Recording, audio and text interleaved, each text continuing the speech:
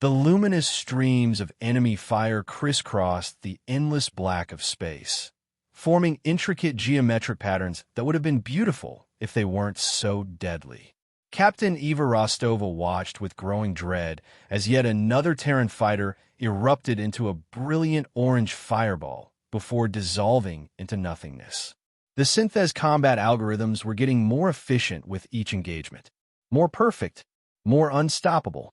Vanguard Squadron maintained standard defensive formation Delta, she ordered through gritted teeth, knowing the command was likely signing more death warrants.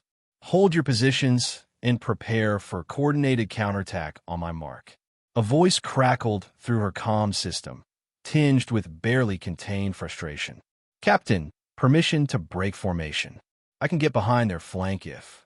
Negative, Sterling. Rostova cut him off sharply. Follow protocol. We've lost enough pilots today.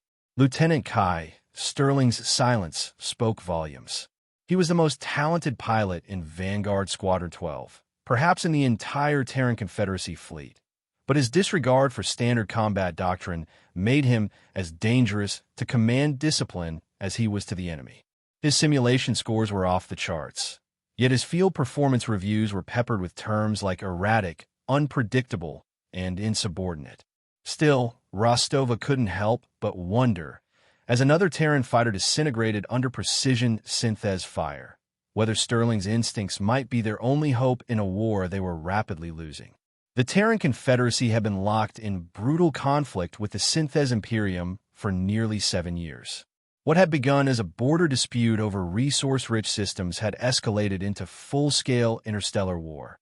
Humans against machines, flesh against metal, intuition against algorithm. The Synthes, a race of advanced mechanical beings, operated on pure logic and computational efficiency. Their ships moved in perfect harmony, their tactics calculated to 18 decimal points of accuracy. Their targeting systems anticipated standard evasive maneuvers before Terran pilots even executed them. Against such cold precision, human ingenuity had proven insufficient. One by one, Terran outposts and colonies had fallen. Military academies doubled down on standardized tactics and formations, hoping to match mechanical efficiency with human discipline.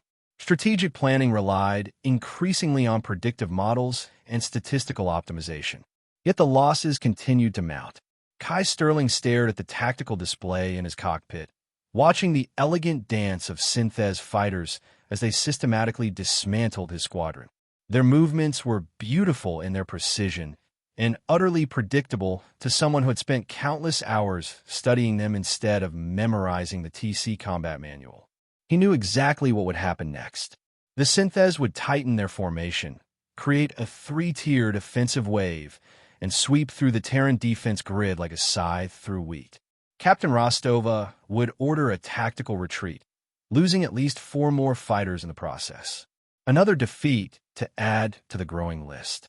His hands tensed on the controls, desperate to break free from the rigid formations that were killing his comrades. He could feel the space around him, not just see it on displays, but feel it, sense the currents of movement, the patterns of attack and counterattack, the rhythms of engagement. Something his instructors at the academy had dismissed as pilot mysticism and actively discouraged. Vanguard Squadron, enemy vessels adopting attack pattern Sigma 3, came the dispassionate voice of the tactical AI. Recommend immediate execution of Countermeasure Protocol TC 729. Kai watched as his squadron mates obediently adjusted their positions, preparing to execute a textbook defense that would be anticipated and countered before it was even complete. His combat computer projected casualty estimates, 37% of remaining forces. His finger hovered over the comm button. One more plea to Captain Rostova, one more attempt to convince her that the old ways weren't working. Instead, he shut off his tactical guidance system. The cockpit displays flickered, replacing computational suggestions with raw sensor data. He took a deep breath and released it slowly. "I'm sorry, Captain," he whispered to himself. Then he broke formation.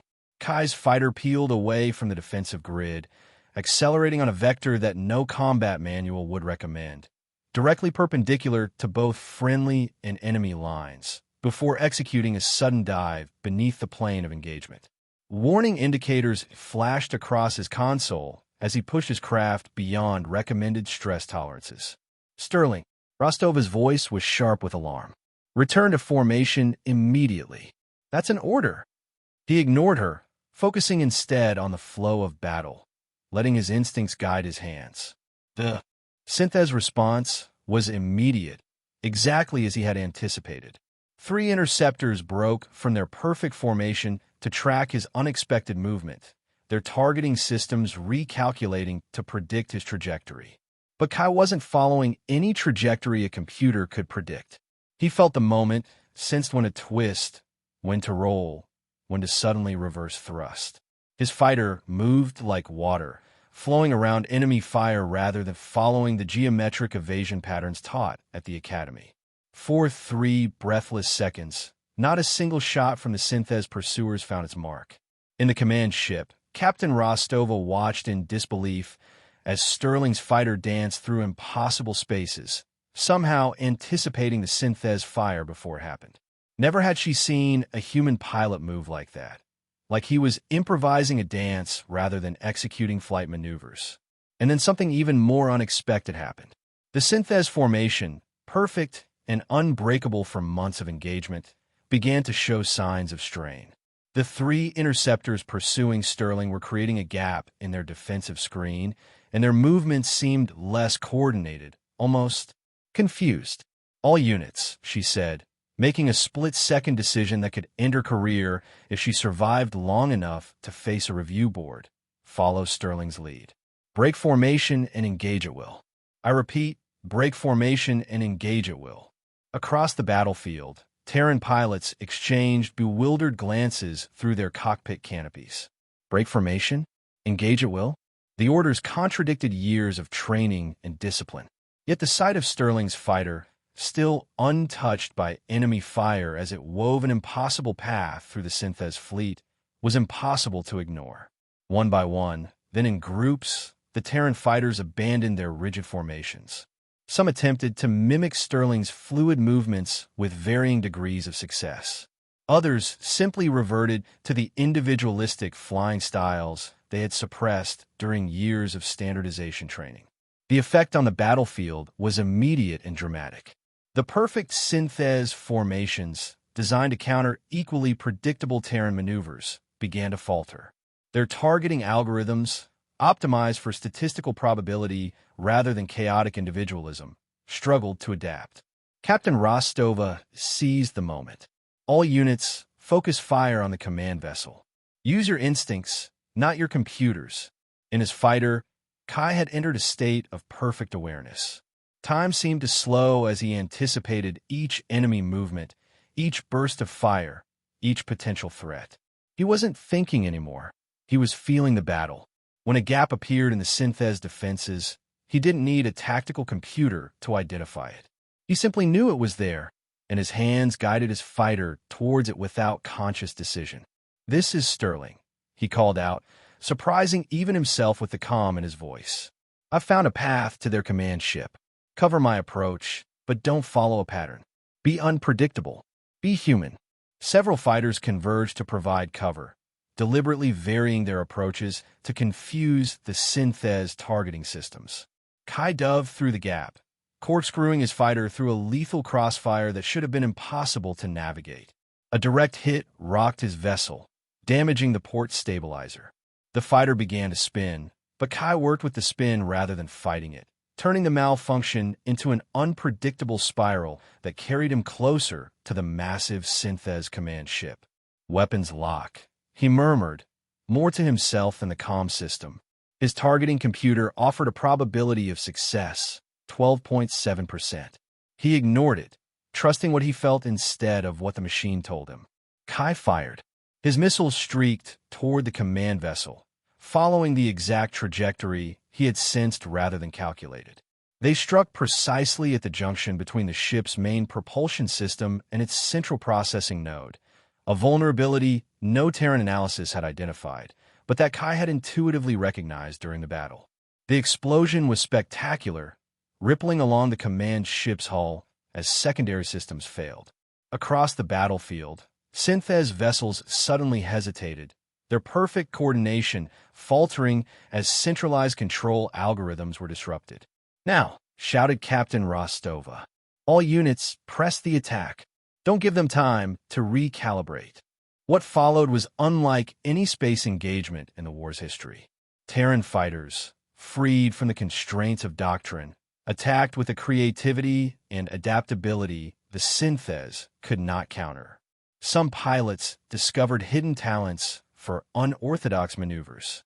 Others found that their supposedly suboptimal personal techniques were surprisingly effective against enemies accustomed to countering textbook responses.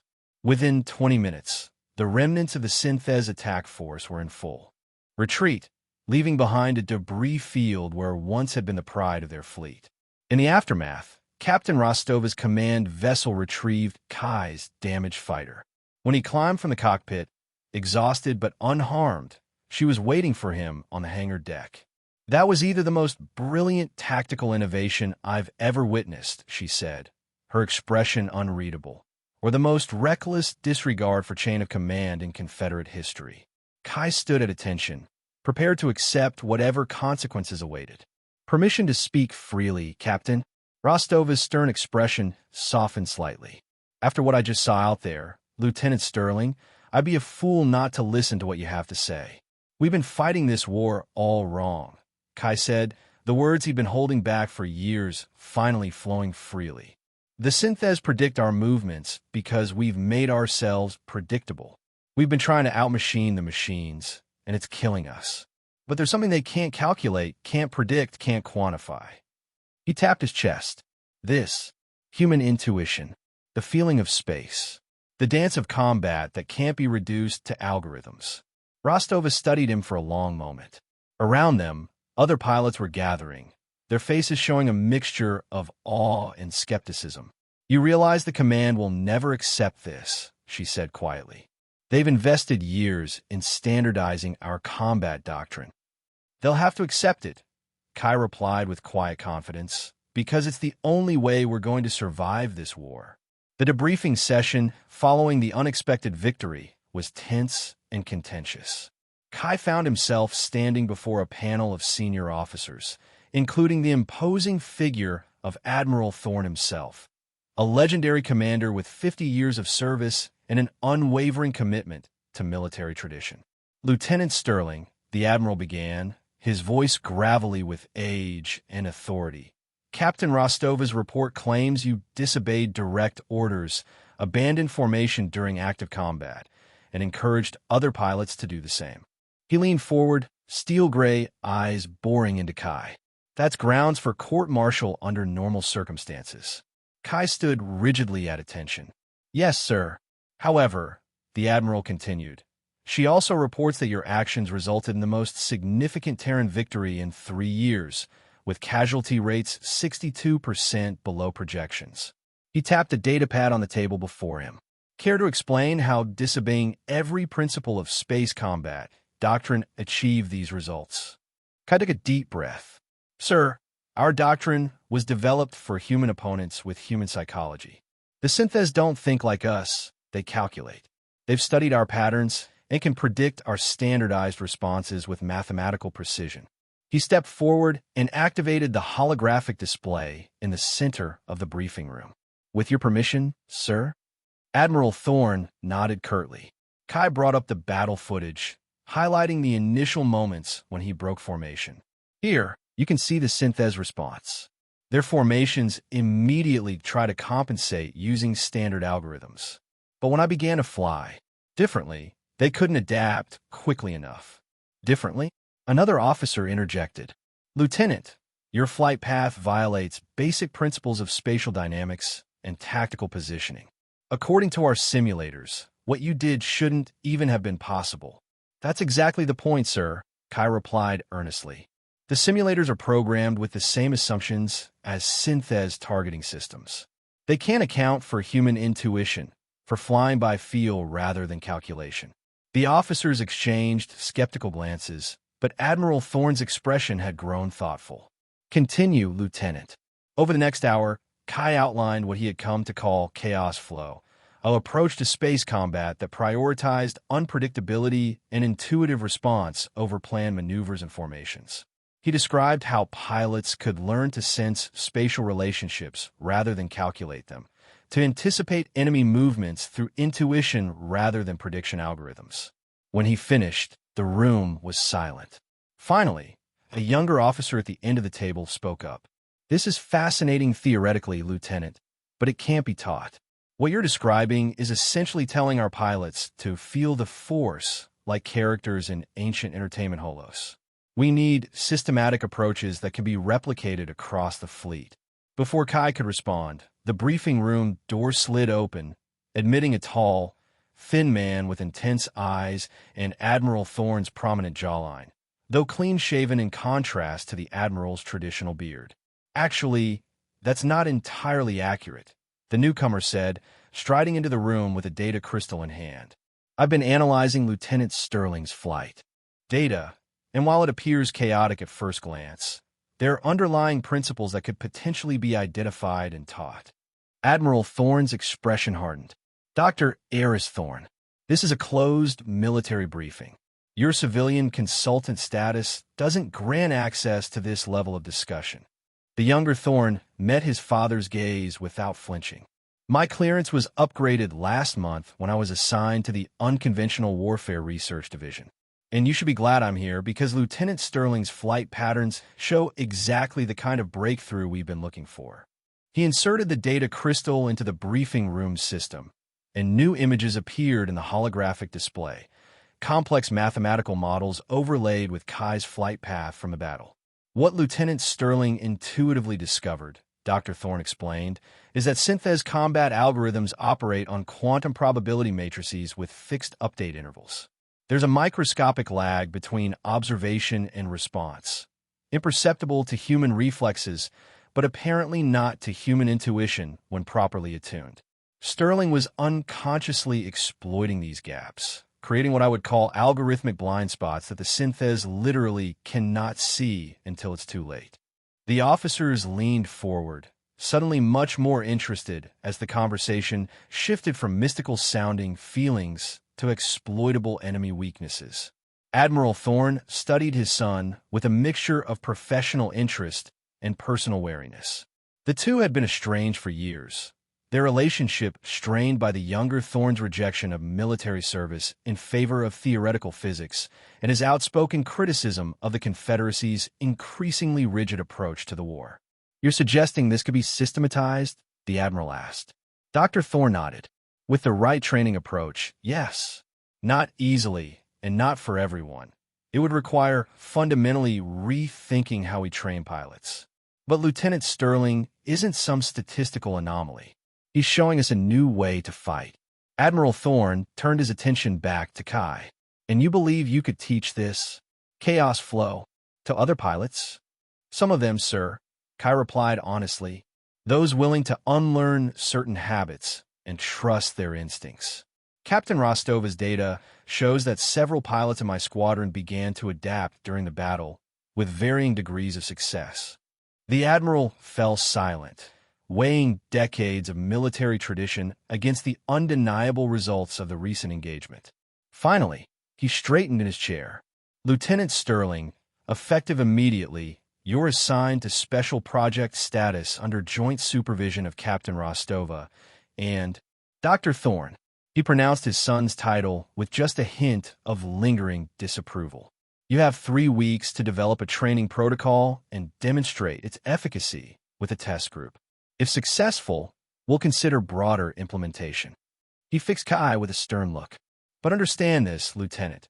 If this fails, your career is over, and I'll personally ensure that this chaos flow theory is buried so deep in classified archives that no one will ever attempt it again." Dismissed. As Kai and Dr. Thorne exited the briefing room, the younger man offered his hand. "That went better than expected. My father typically takes months to even consider new approaches." Kai shook the offer hand. "We don't have months. The synthes are already analyzing the battle data, adapting their algorithms. Our advantage won't last." Dr. Thorne smiled grimly. then we'd better make the most of it. I've secured us a dedicated simulation chamber and access to volunteer pilots. How soon can you begin? Immediately, Kai replied without hesitation. But there's something you should know. I can't promise this will work for everyone. What I do, it's not just technique. It's a state of mind. Then that's what we'll have to teach them first, Dr. Thorne said. How to think differently about space combat. How to feel rather than calculate. They were interrupted by approaching footsteps. Captain Rostova strode toward them, her expression determined. I just received my new orders, she said. Apparently, I'm to supervise this madness. Sterling, you've disrupted everything from squadron formations to command structures, and now you've somehow dragged the Admiral's estranged son into it. A hint of a smile tugged at her lips. It's the most promising thing I've seen in this entire war. The following weeks were a blur of intense activity. The special project, unofficially dubbed Operation Chaos by the growing number of personnel involved, quickly outgrew its initial simulation chamber. As word spread through unofficial channels, pilots from other squadrons began requesting transfers. Some senior officers lodged formal complaints about the dangerous erosion of combat discipline. Others quietly offered support, sending their most promising pilots for evaluation. Kai worked with Dr. Thorne to develop a training regimen unlike anything the Confederacy had used before.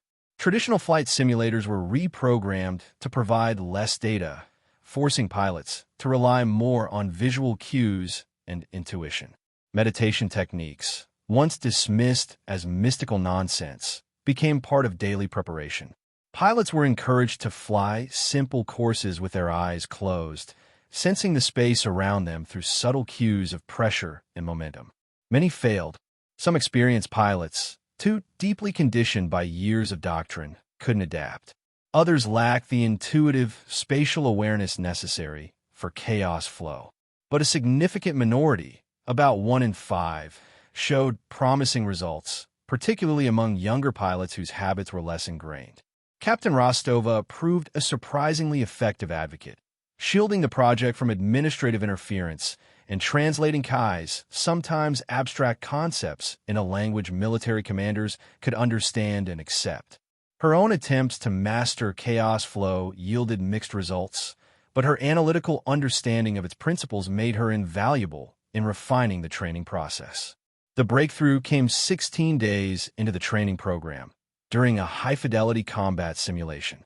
A mixed squadron of 12 pilots, including Kai and 4 of his original Vanguard teammates, faced a simulated Synthes attack force programmed with the latest observed enemy tactics. Dr. Thorne and Captain Rostova watched from the observation deck as the engagement unfolded. The Terran fighters moved in loose, fluid formations that constantly shifted and reorganized. Individual pilots alternated between moments of coordinated action and improvisational solo maneuvers. To an untrained observer, it looked like controlled chaos, perhaps even disorganized. But the results were undeniable.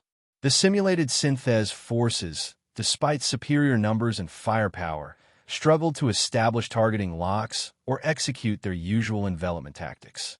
Their precisely calculated intercept vectors repeatedly found empty space where Terran fighters should have been but weren't. When the simulation ended, the statistics were clear. 87% Terran survival rate, 63% enemy vessels destroyed or disabled. Against the most current Synthes combat protocols, these numbers were unprecedented. They're still not at Sterling's level, Dr. Thorne noted, studying the performance metrics, but they're effective enough to make a significant difference in actual combat conditions. Captain Rostova nodded slowly. The real question is whether they can maintain this performance under genuine combat stress, not just simulation pressure. There's only one way to find out, said a gravelly voice behind them. Admiral Thorne had entered the observation deck unannounced, his weathered face unreadable as he studied the simulation results. And unfortunately, we're about to get that opportunity sooner than planned. He activated the main display, showing a strategic map of the sector. A massive concentration of Synthes forces was visible, moving steadily toward a critical Terran position. Chimera Station, Captain Rostova breathed, recognizing the threatened installation immediately. But that's our primary forward base in the sector. If it falls, then we lose our ability to defend 3 populated systems, the Admiral finished grimly. Intelligence estimates we have less than 72 hours before they arrive in force. Every available ship is being recalled to defend the station, but conventional projections are not favorable. He turned to face them fully. Your 3 weeks just became 3 days, Lieutenant Sterling. Prepare your pilots. You're going to get a chance to test your theories in actual combat. Dr. Thorne stepped forward. Father, they're not ready. The training program is showing results, but we need more time to. Time is the one resource we don't have. The Admiral cut him off. I've already ordered the redeployment of Vanguard Squadron 12 and the other pilots in your program. They'll form a special tactical unit under Captain Rostova's command. He looked directly at Kai. Consider this both your opportunity and your trial, Lieutenant. Show me that this chaos flow is more than just an interesting simulation result. As the Admiral departed, Dr. Thorne turned to Kai with concern evident in his expression. This is premature. Most of the pilots have barely begun to grasp the fundamental principles. It's enough, Kai replied with quiet confidence. They don't need to master it completely. They just need to be unpredictable enough to confuse the synthèse algorithms and create opportunities. Captain Rostova studied him carefully. You seem surprisingly calm about being thrown into what could be a massacre. Kai's expression was serene but determined. I've been preparing for this moment my entire career, Captain, not just the past 3 weeks. He gestured toward the simulation chamber, where the pilots were emerging, their faces flushed with the excitement of success. And I'm not alone anymore. The journey to Chimera Station was tense, but purposeful. The newly designated Chaos Squadron used every moment of transit time for additional training. Traditional briefing sessions were replaced by what Dr. Thorne called intuitive visualization exercises.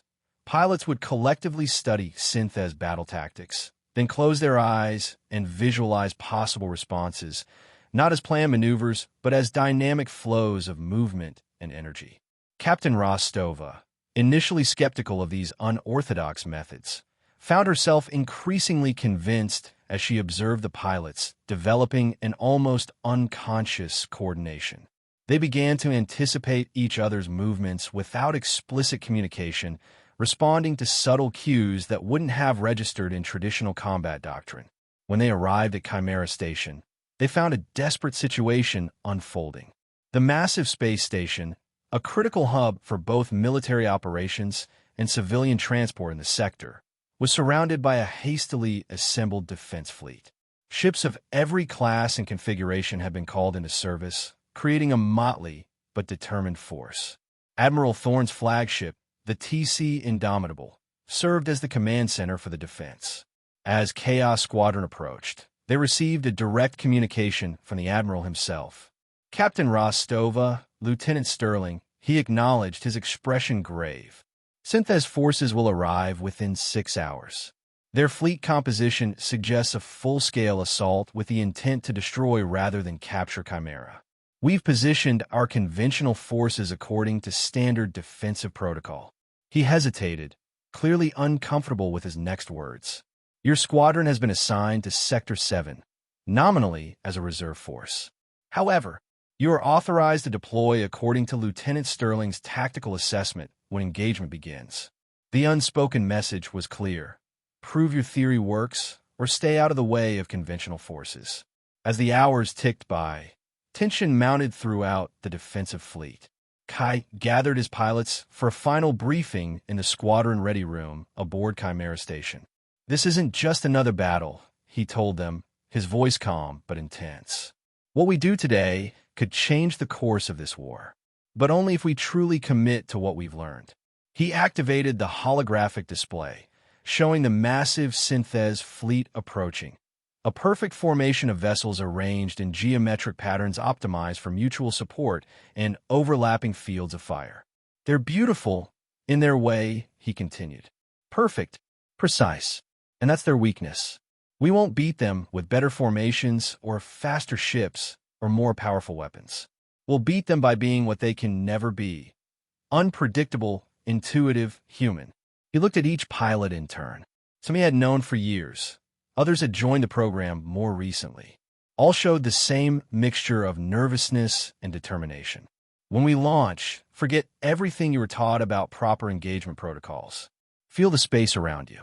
Trust your instincts. Flow with the battle rather than trying to control it. And above all, remember, we're not just fighting for Chimera Station. We're fighting for a new way of fighting. As the pilots dispersed to their fighters, Dr. Thorne approached Kai. "I've integrated the new neural interface systems into your squadron's vessels," he said, indicating the specialized helmets each pilot would wear. "They won't give you any tactical advantage directly, but they'll help you maintain the mental state necessary for chaos flow under combat stress." Kai nodded gratefully. "Any word from your father?" Dr. Thorne's expression tightened. "Only official orders. But I know him well enough to recognize when he's hedging his bets. He's positioned Chaos Squadron where you can make a difference if your approach works, but far enough from the main defensive screen that you won't disrupt conventional operations if it doesn't." "Fair enough," Kai replied. "We'll have to make sure it works, then." The first warning came 3 hours earlier than expected. The Synthes fleet dropped out of hyperspace, not at the anticipated entry point, but directly adjacent to Chimera Station's weakest defensive sector, Sector 7, where Chaos Squadron waited. They've adapted their tactics. Captain Rostova's voice was tense but controlled over the squadron frequency. "They're targeting us specifically. They're targeting conventional expectations," Kai corrected, a strange calm settling over him as his fighter systems came fully online. "They analyzed the battle data from our previous engagement and determined that standard protocol would place minimal forces in this sector." He opened a direct channel to Admiral Thorne. "Admiral, request permission to engage the enemy advance force according to Chaos protocols." There was a brief pause before the Admiral's response came through. "Permission granted, Lieutenant. Show us what your squadron can do." Kai switched to the squadron frequency. "Chaos Squadron, launch and form initial dispersion pattern. Remember your training, trust your instincts, and don't try to calculate, feel."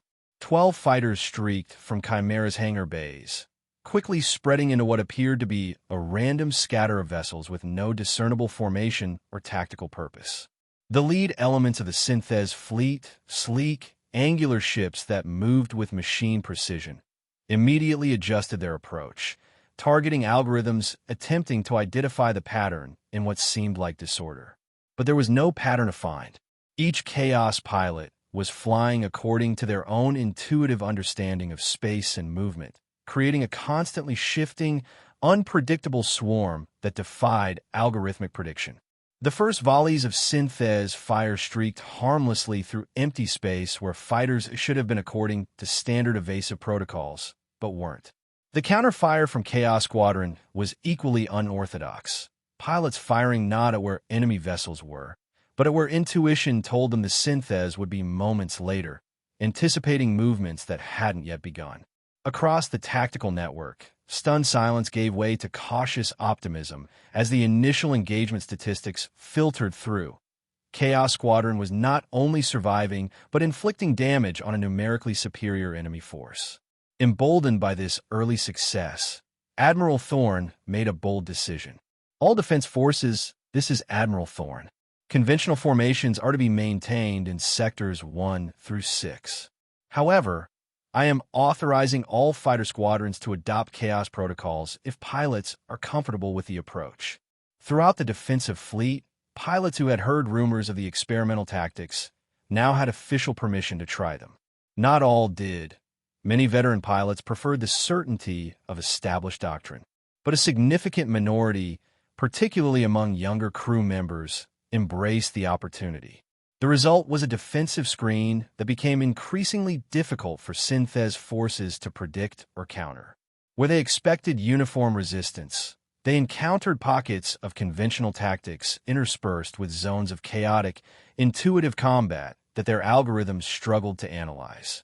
In the command center aboard the Indomitable, Admiral Thorne watched the battle unfold with growing amazement. Beside him, his son provided running commentary on the tactical innovations emerging spontaneously across the battlefield. "Look there!" Dr. Thorne pointed to a section of the holographic display where Terran fighters were executing what appeared to be a completely disorganized series of maneuvers. "That's not random. They're intuitively synchronizing their movements to create constantly shifting blind spots in the Synthes targeting grid. I've never seen anything like it." The Admiral nodded slowly. "It's like watching a school of fish evade a predator. No central coordination, but perfect collective response." He turned to his tactical officer. "What are the casualty projections?" "Sir, at current engagement parameters, we're looking at 43% expected losses, well below the 70% projected by initial models." A communications officer interrupted urgently. "Admiral, priority transmission from Lieutenant Sterling." Kai's voice came through, breathless but focused. "Admiral, we've identified a critical vulnerability in the Synthes command structure. Their central coordination node is showing adaptive stress under multidirectional chaos attacks. If we concentrate fire from multiple vectors simultaneously, we might be able to overload their response algorithms." Admiral Thorne hesitated only briefly. "Understood, Lieutenant. You have tactical command of all chaos-capable units. Conventional forces will provide supporting fire as directed." Across the battlefield, nearly 40 fighters, those whose pilots had successfully adopted chaos flow techniques, responded to Kai's coordination. Unlike traditional concentrated attacks, this one involved no formation, no countdown, no synchronized approach. Each pilot simply understood the objective and followed their intuition about how to achieve it, creating a swarm effect that approached the Synthes command vessel from constantly shifting angles. In his fighter, Kai had entered a state of perfect flow. His awareness expanded to encompass the entire battle space. He no longer needed tactical displays to know where enemy vessels were or what they were doing. He could feel their movements, sense their intentions before they executed them. As he weaved through increasingly desperate defensive fire, he spotted the command vessel's true vulnerability, not its heavily armored central processing node, as conventional analysis had suggested, but the seemingly minor power distribution nexus that connected the node to the vessel's propulsion systems. "All chaos units," he called out, his voice unnaturally calm amid the fury of battle. "Target the lateral power conduits connecting central processing to main engines. Time your attacks to your own rhythm, not each other's." What followed defied conventional military analysis. Fighters approached from dozens of vectors, fired at seemingly random intervals, yet somehow created a perfectly synchronized assault on the vulnerable conduits. No individual pilot could have orchestrated such precision, yet collectively, guided by shared intuition rather than explicit coordination, they achieved what no conventional attack could have managed. The Synthes command vessel's power distribution system overloaded in a cascade of failures. Secondary explosions rippled along its hull as backup systems failed to compensate for the sudden loss of central coordination. Throughout the Synthes fleet, vessel movements became erratic as lower-level command nodes attempted to assume control, creating conflicts in the tactical algorithms. Now, Admiral Thorne recognized the moment of opportunity. All conventional forces execute Protocol Hammer. Target disabled and disoriented enemy vessels with maximum firepower. The combined might of the Terran defensive fleet surged forward, conventional tactics now devastatingly effective against an enemy whose perfect coordination had been shattered. Chimera Station's massive defensive batteries added their firepower to the assault, targeting the largest Synthes vessels with pinpoint accuracy. Within 20 minutes, the battle had transformed from a desperate defense into a shocking rout. Synthes vessels not destroyed outright began emergency hyperspace jumps, abandoning the field in disarray. As the last enemy ships vanished from sensors, a ragged cheer erupted across the communication channels. For the first time in years, Terran forces had achieved not merely a tactical victory, but a decisive strategic blow against the seemingly invincible Synthes. In the aftermath, Kai's fighter limped back to Chimera Station, systems damaged but functional. As he climbed from the cockpit, exhausted beyond words, he found both Captain Rostova and Dr. Thorne waiting for him. Behind them stood Admiral Thorne, his weathered face showing an unfamiliar expression, something approaching respect. "Lieutenant Sterling," the Admiral said formally, "it appears I owe you an apology. And perhaps the entire Confederacy owes you its gratitude." Kai straightened to attention despite his fatigue. "Just doing my duty, sir." The Admiral almost smiled. "Your duty appears to have rewritten our understanding of space combat." He gestured to Dr. Thorne. "My son tells me that what we witnessed today was only the beginning of what might be possible if we commit fully to developing these techniques." "Admiral," Kai replied carefully, "chaos flow isn't just a technique.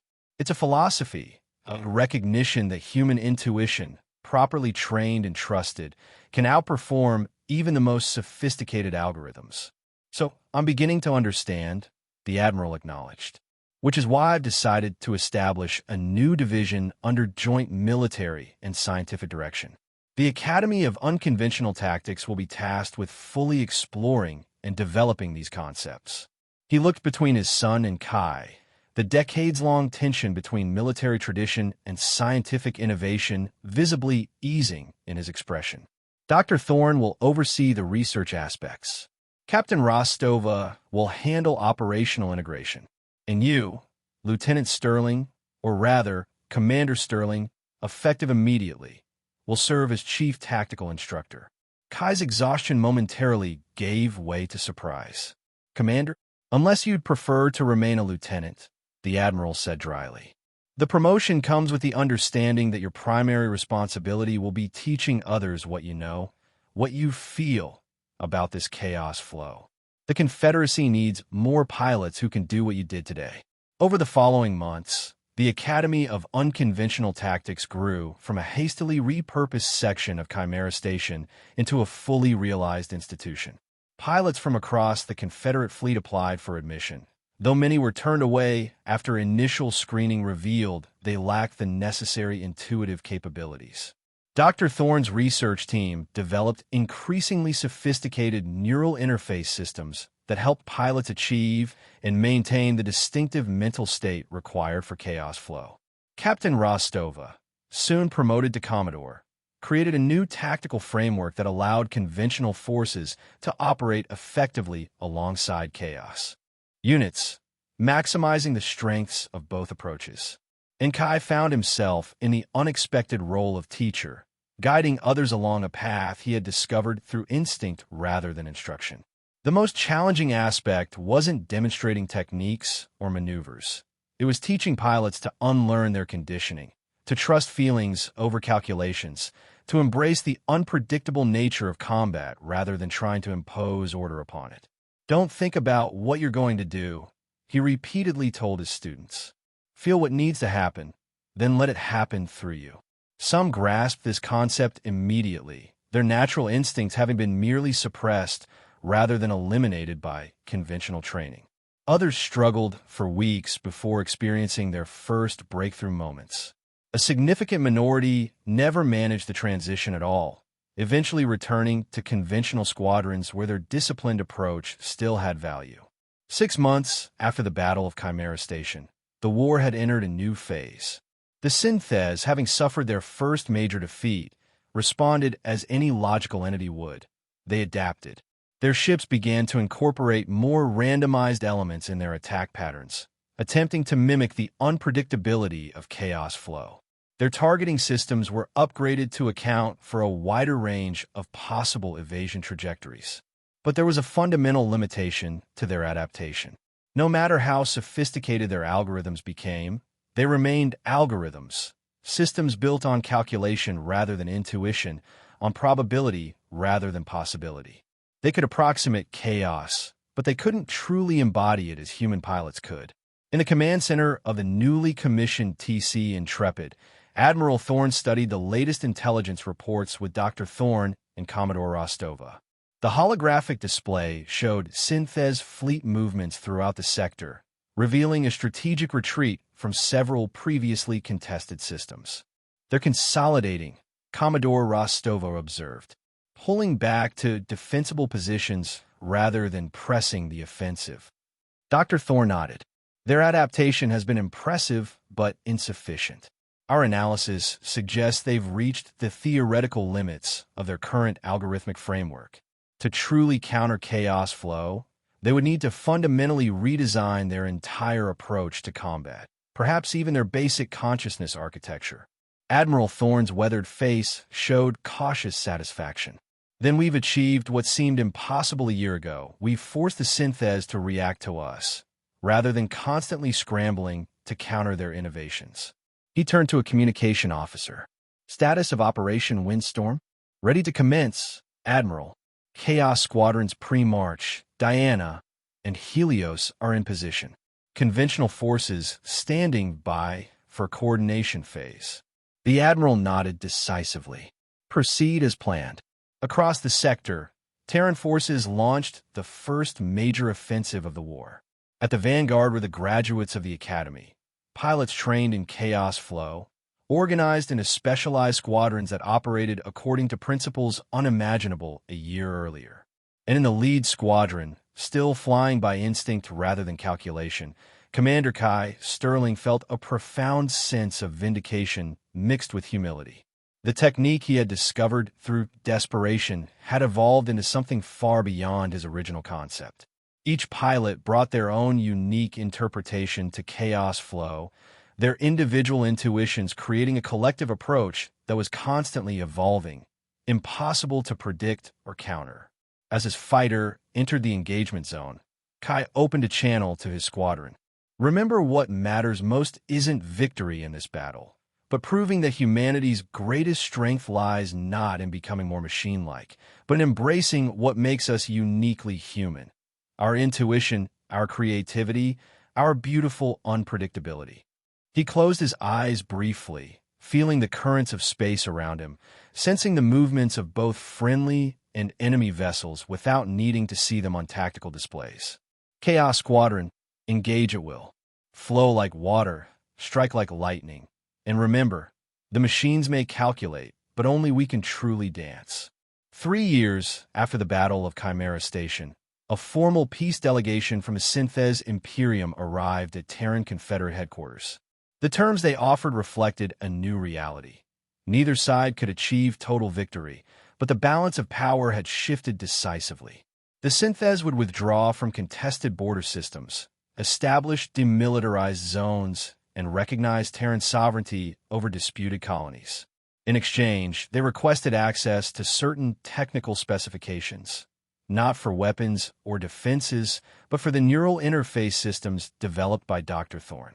Their stated purpose was research into alternative decision-making methodologies. The request sparked intense debate within Confederate leadership. Some saw it as a trap or trick, others as an opportunity for lasting peace. In the end, a compromise was reached. Limited technical data would be shared under strict monitoring protocols. On the day the peace treaty was signed, Kai Sterling, now a full captain with his own specialized training division, stood beside Dr. Thorne as they watched the ceremony via holographic transmission. Do you think they'll ever truly understand what they're asking for? Kai asked quietly. The essence of chaos flow isn't in the neural interfaces or the training protocols. It's something fundamentally human. Dr. Thorne smiled thoughtfully. Perhaps that's exactly what they're trying to understand. For machine intelligence, the concept that unpredictability could be superior to calculation is revolutionary, perhaps even evolutionary. Kai considered this. You think they're trying to become more like us? I think, Dr. Thorne replied carefully, that true intelligence, whether organic or synthetic, eventually recognizes its own limitations. The Synthes built their civilization on the premise that perfect calculation leads to perfect results. You prove that premise false. After the ceremony, Kai returned to the academy. A new class of cadets awaited him. Younger pilots who had never known the darkest days of the war, who had grown up hearing stories about the legendary Battle of Chimera Station and the pilot who rewrote the laws of space combat. As he entered the simulator chamber, he was struck by how far they had come. What had begun as his private rebellion against rigid doctrine had evolved into a comprehensive approach to space warfare, complete with its own philosophy, methodology, and technical infrastructure. Yet at its core, Chaos Flow remained what it had always been: a recognition that human intuition, properly developed and trusted, could achieve what no algorithm ever could. Not because it was more efficient or precise, but precisely because it wasn't. Because it embraced imperfection, uncertainty, and the infinite creative potential that resided in every human mind. "Welcome to your first day of real training," he told the assembled cadets. "Everything you've learned until now, every maneuver, every formation, every tactical principle has been preparation. From this point forward, we'll be focusing on what machines can never replicate: the art of intuitive combat." He gestured to the advanced simulators surrounding them. "These systems won't teach you what to do. They'll teach you how to feel, how to sense, how to flow with the currents of space and battle." Some of you will grasp this immediately. Others will struggle for weeks before experiencing your first moment of true flow. A few may never quite get there, and that's okay too. Conventional forces still need skilled, disciplined pilots. A young cadet raised her hand. "Captain Sterling, is it true what they say, that you defeated an entire Synthes fleet by yourself at Chimera Station?" Kai smiled. "Not even close. What happened at Chimera, what's happening throughout Confederate space now, isn't about individual heroics. It's about rediscovering something we had begun to forget in our rush to match the machines. The human unpredictability, our creative chaos, is not a weakness to be eliminated, but our greatest strength." He activated the simulator systems, and the chamber transformed into a vast starfield. "Today, we're not going to practice specific maneuvers or study enemy tactics. Instead, I want each of you to fly, just fly, and feel the space around you. Forget calculations. Forget optimized trajectories. Just feel how your craft moves, how space flows around you."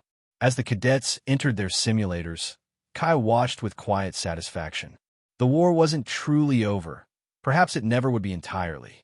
The Synthes remained a powerful force, and their adaptation to chaos flow continued to evolve, just as Terran tactics developed in response. But something fundamental had changed in the equation.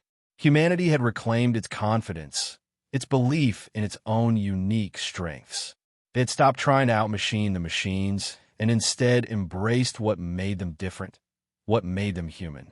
And Kai Sterling, the pilot who had started it all with one desperate, intuitive maneuver, knew that this was just the beginning. Chaos Flow would continue to evolve, shaped by each new pilot who mastered it and added their own intuitive understanding. There was no endpoint, no perfect form to be achieved, only endless creative adaptation. As he prepared to join his students in the simulators, Kai reflected that this was perhaps the most profound difference between humans and machines. The Synthes sought perfection, a final, optimal state. Humanity thrived in constant change, in the beautiful uncertainty of becoming rather than being. And in that difference lay the promise of a future where humans and machines might someday understand each other not as enemies, but as fundamentally different forms of intelligence, each with their own unique strengths and limitations, their own ways of moving through the stars.